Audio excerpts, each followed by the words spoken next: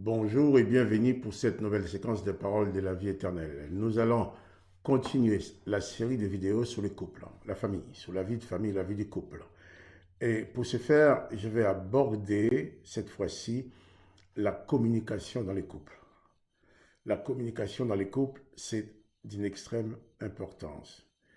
Une mauvaise communication peut tout gâcher. Et je vais dire, d'abord pour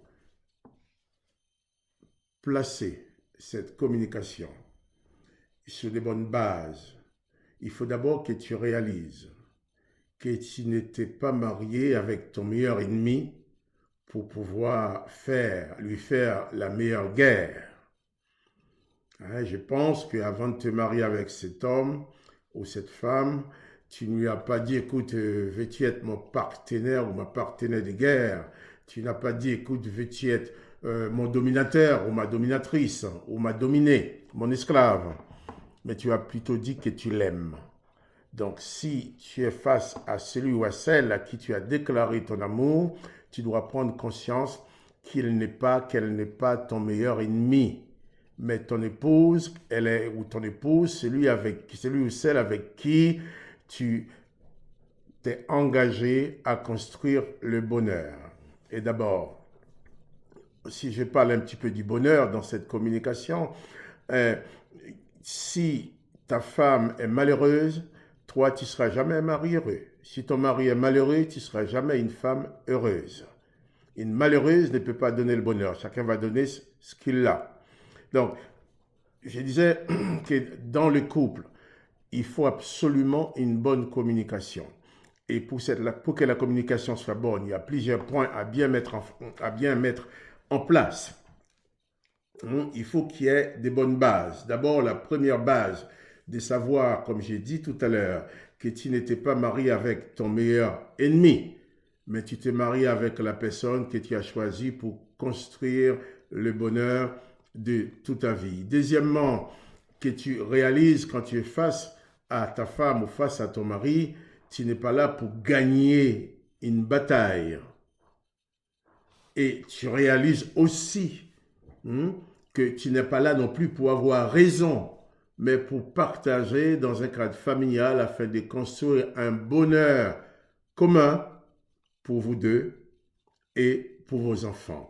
Il faut pas vouloir absolument être le plus fort, pour dire que la raison du plus fort est toujours la meilleure. Non, c'est pas, y a pas un combat, c'est pas un combat de coq. Là, il faut pas que la communication passe comme un combat de coq où chacun veut dominer l'autre.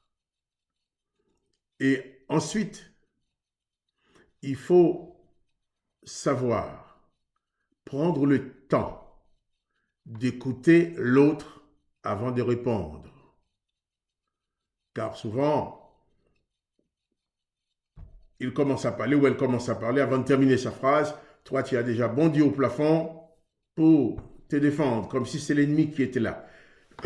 Le mari et la femme, l'homme et la femme qui sont mariés, surtout en plus quand ils se disent chrétiens, ce ne sont pas des ennemis, ce ne sont pas des sauvages, ce sont un homme et une femme qui sont tous les deux imparfaits, mais qui se sont unis pour construire une vie parfaite. Vous trouvez peut-être bizarre, j'ai dit une femme imparfaite, un homme imparfait vont construire une vie parfaite. Pourquoi? Parce que, étant conscient qu'aucun n'est parfait, eh bien, ils vont créer leur perfection dans une bonne communication. Je disais, il ne faut pas vouloir dominer l'autre. Je ne vais pas vous donner, je vais pas faire un grand cours de communication pour expliquer plein de choses trop psychologiques, mais il y a quand même de la psychologie dedans. Je vais prendre quelques exemples. Je vais prendre que des exemples de communication. On va imaginer cette femme qui estime que son mari n'est pas souvent présent à la maison pour les enfants. il y a plusieurs façons de faire. Ce que cette femme souhaite, des cas pratiques je prends, hein, ce que cette maman souhaite, c'est que papa soit plus présent à la maison pour les enfants. Maman peut se mettre en colère. Disons, de toute façon, tu n'es jamais là pour nous, tu fais rien pour nous, tu t'occupes pas de tes enfants, tu n'es jamais là pour sortir avec eux, tu n'es pas là pour faire des activités avec eux. Là, maman veut communiquer, mais elle se fait accusatrice. Si dans la communication, tu accuses l'autre, eh bien lui, au lieu de te répondre à ta demande, qui est mal formulée, il va se défendre. Le temps qu'il va prendre pour se défendre, c'est autant de temps qu'il ne va pas avoir pour même parvenir à comprendre ta demande. À la base, ce que veut maman, c'est que papa soit plus présent pour les enfants, pour sortir avec eux, faire des activités avec eux. Au lieu de se mettre en colère, d'exploser, tu n'es jamais là, tu fais jamais rien, tu fais... C'est plus simple de dire, chérie, tu sais, ça m'aurait fait vraiment plaisir que tu sois là plus souvent avec nous, pour faire des activités avec nous, si tout le week-end, quand tu ne travailles pas, que tu sois plus disponible pour nous. Ah, cet homme, au lieu de se sentir accusé avec la première formule, de se sentir accusé pour dire, bien, je vais me défendre, je vais te dire aussi, moi, cet homme va plutôt se sentir demandé, désiré. Et là, il pourra plus facilement dire, d'accord, je vais prendre mes mesures, je vais prendre des précautions pour être plus souvent avec les enfants. C'était ça la demande. Mais comme madame est tellement excédée, il a explosé comme ça, eh bien l'autre ne peut même pas accéder à la compréhension de la demande parce que c'est une explosion de colère. La colère ne dessert pas la communication. C'est pour cela, au lieu d'attendre que la coupe soit pleine, qu'elle déboute, que la cocotte minute explose, fait de grands bruits pour exploser sa colère sur l'autre, mieux vaut au fur et à mesure se parler. Prendre le temps, j'ai dit, de se parler, mais pas se crier dessus. Il y a surtout cette formule. Si je dois demander quelque chose à ma femme, ou à mon mari, ou à ta femme ou à ton mari, avant de parler, il faut déterminer l'objectif que tu veux atteindre. Si tu veux atteindre un objectif de paix, si tu veux que ton mari ou ta femme parvienne à répondre à ta demande, il faut formuler la demande de façon compréhensible. Si tu sens que la colère qui monte, ne dis rien. Mets-toi dans un coin. Prie. Mets-toi dans la présence de Jésus-Christ. Repose ton âme en Jésus-Christ. Quand tu seras détendu, tu vas parler. J'ai dit que tu vas parler, mais tu ne vas pas hurler. Tu ne vas pas crier. Tu ne vas pas te mettre en colère sur l'autre. Et je prends cet exemple-là parce que c'est ce qui arrive souvent, malheureusement. Souvent, j'entends des couples qui me disent, eh bien, voilà, chaque fois que je lui demande de faire ci avec les enfants, il ne les fait pas. Mais comment tu demandes? Eh bien, j'en ai marre, quand j'en ai assez, j'explose. Quand il y a une explosion, il y a des éclats partout, des éclaboussures partout. Or, la communication, c'est quelqu'un qui parle. L'autre écoute, cherche à comprendre et donner une réponse. Si ton intervention auprès de l'autre est une intervention accusatrice, eh bien, l'autre, il va se défendre. Et certaines personnes, pour se défendre, accusent aussi. Et toi aussi, tu n'as pas fait ci, tu n'as pas fait ça.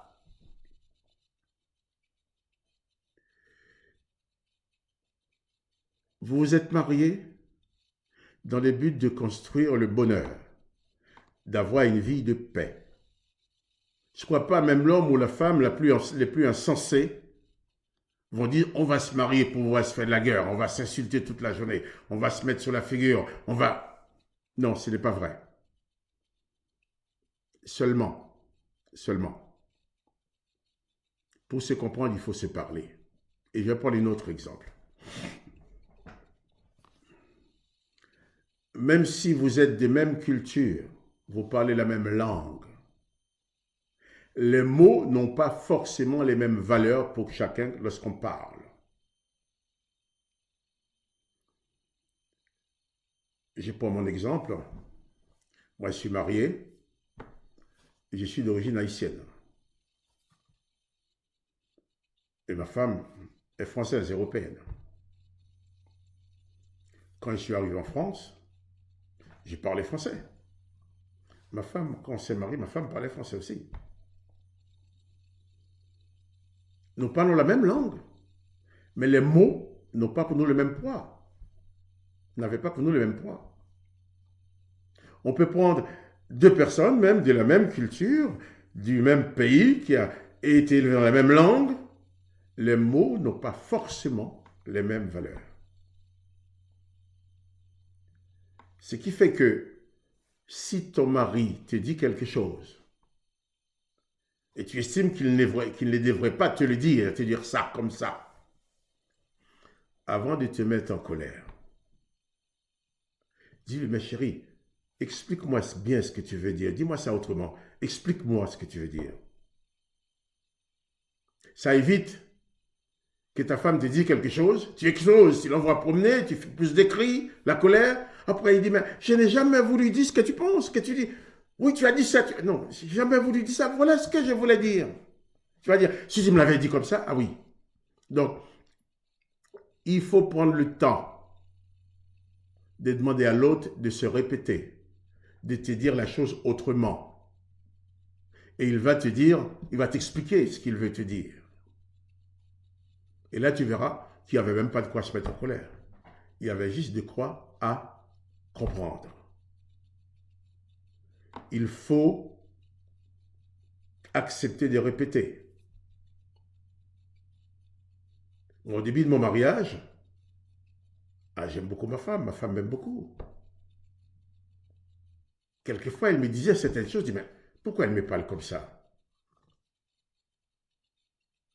Et quand j'ai compris, je dis, mais ce que tu me dis là, explique-moi autrement. Qu'est-ce que tu veux dire? Et il me dit, ah, je comprends. Et elle faisait aussi pareil. Je dis quelque chose, mais qu'est-ce que tu veux me dire là? Pourquoi tu me dis ça comme ça? Dis-moi, explique-moi bien ce que tu veux dire. Je vais dire, il fait comprendre. Quand j'explique autrement, ah, je comprends. Je comprends. Quand on parle à quelqu'un, l'objectif est d'être compris. L'objectif n'est pas d'avoir raison, mais il faut que l'autre parvienne à comprendre ce que je dis.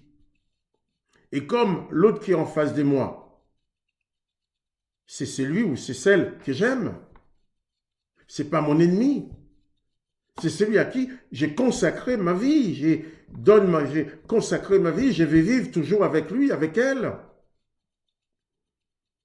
Donc, il a aucune raison de vouloir me faire de la peine. Elle n'a aucune raison de vouloir faire la peine à son mari. Peut-être si elle va dire quelque chose parce qu'elle est en train de souffrir. Au lieu de regarder la dureté de cette parole, c'est mieux de chercher à comprendre la souffrance qui est derrière. Si toi, tu ne parviens pas à comprendre les souffrances de ta femme, qui va les comprendre? Qui lui apportera la compréhension? Si toi, tu ne parviens pas à comprendre les souffrances de ton mari, ses inquiétudes, mais qui va les comprendre? C'est toi qui vis avec elle, avec lui. C'est toi qui partages sa vie. Il faut savoir écouter. Ça va demander à l'autre de répéter ce qu'elle a dit sur une autre forme.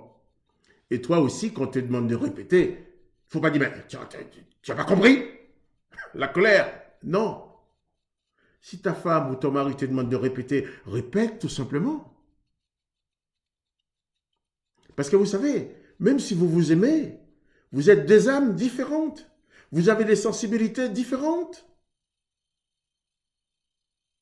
Et à cause de cette différence des sensibilités, il y a telle chose, tel mot qui va avoir une valeur pour toi, pas pour elle.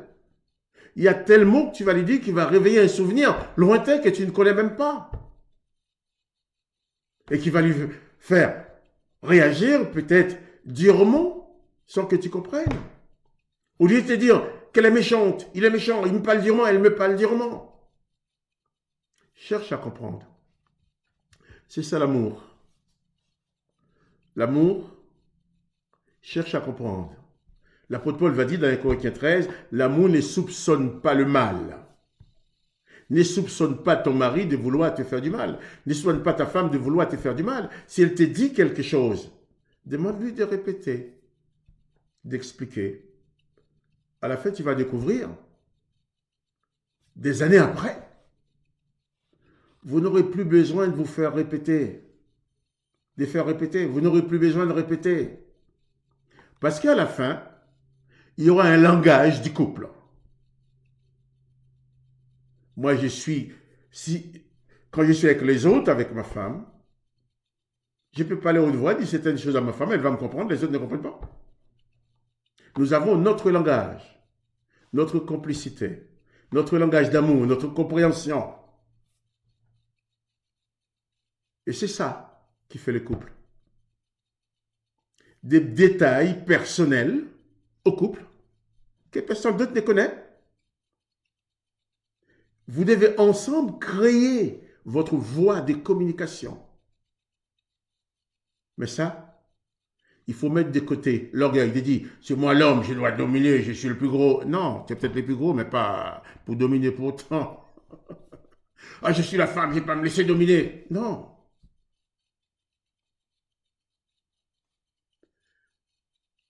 Le couple, la famille, ne doit pas être un terrain de guerre. Il faut communiquer dans l'amour. L'Évangile nous dit que, au lieu de considérer mon intérêt, il faut considérer l'intérêt de l'autre. Tu dois passer ta vie à œuvrer pour le bonheur de ta femme, passer ta vie à œuvrer pour le bonheur de ton mari. Une femme heureuse rendra son mari heureux. Un mari heureux rendra sa femme heureuse. Mais si tu es là seulement pour pomper le bonheur, t'aspires, tu demandes tellement de bonheur, t'aspires tellement, à la fin, il ne peut plus fournir. Mais si tu ne penses pas à toi, tu dis, je veux qu'elle soit heureuse, je veux qu'il soit heureux. Eh bien, tu vas la rendre heureuse, tu vas le rendre heureux. Et toi aussi, tu seras forcément heureux parce que tu auras un mari heureux, qui n'aura aucune raison de te faire du mal. La communication est aussi simple. Savoir qu'en face, il n'y a pas une ennemie. Savoir que ma femme qui est en face de moi, ce n'est pas quelqu'un sur qui j'ai besoin d'établir ma domination.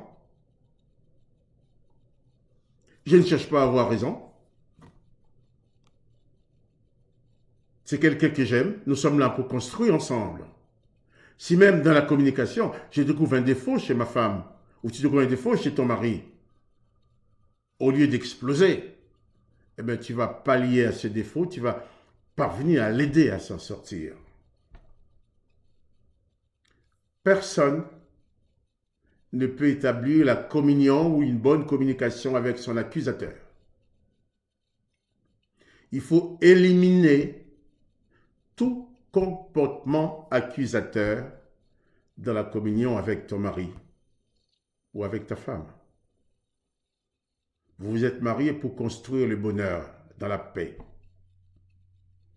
Il faut que lorsque ton mari rentre du travail, il va rentrer chez lui, qu'il soit heureux de dire, je vais retrouver ma femme avec son grand sourire, qui va me recevoir, je vais être reçu chez moi. Il faut quand cette femme qui est à l'extérieur, qui va rentrer chez elle, dise, mais c'est bien, je suis content, je vais retrouver mon mari. Je vais être reçu.